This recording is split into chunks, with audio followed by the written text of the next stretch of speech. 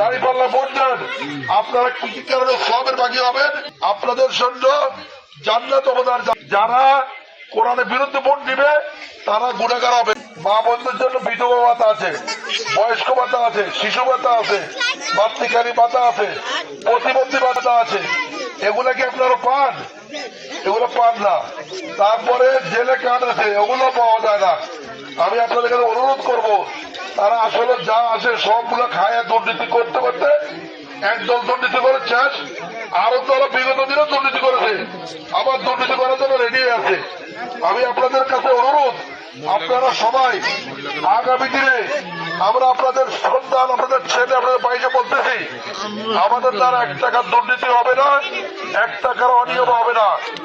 এবং আমি বলতে চাই, আপনারা যদি ইসলামের পক্ষে, কোরআনের পক্ষে দাঁড়িপাল্লা ভোট দেন, আপনারা কি কি কারণে সবের ভাগী হবেন? এই দেওয়ার কারণে আপনারা আল্লাহর পক্ষে দিচ্ছেন, কোরআনের পক্ষে দিচ্ছেন।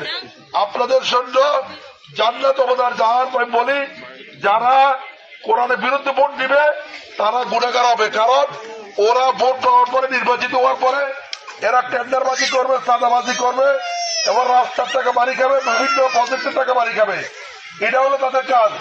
এবং অন্যায়ভাবে যদি টাকা বাড়ি